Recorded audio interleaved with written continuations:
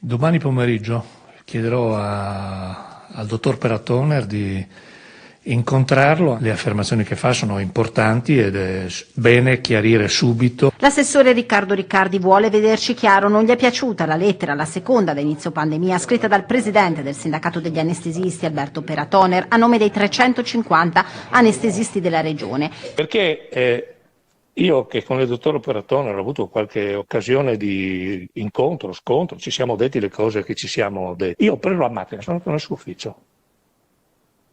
Gli ho chiesto quante volte un assessore regionale è andato nel suo ufficio, mi ha risposto nessuno. Cioè, quando la partita è non mi dai i numeri, io sono molto contento che la Procura della Repubblica apri fascicoli per andare a vedere le cose che sono successe. Ultima considerazione, perché non voglio parlare di quel rapporto ministeriale, perché ci sarà il modo di parlarne fino in fondo.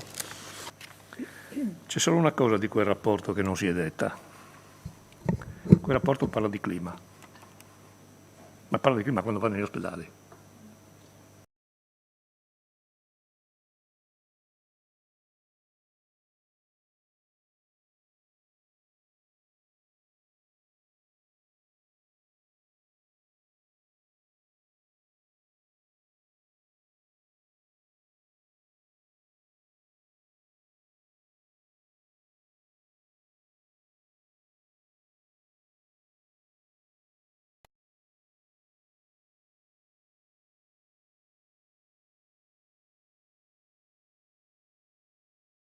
Allora, vogliamo, come commissione che si occupa di sanità, occuparci di questi problemi?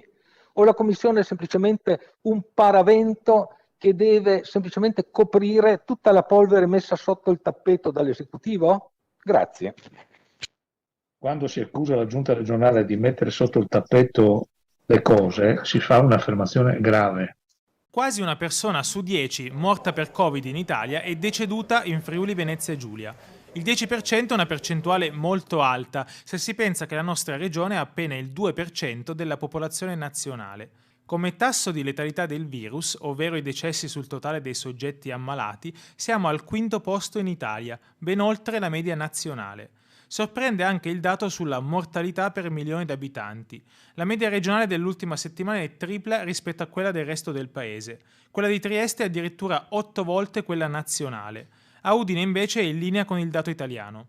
Il Friuli Venezia Giulia è stata la regione che ha subito l'eccesso di mortalità più alto nel primo trimestre del 2021, anche se i dati su marzo rappresentano ancora una stima.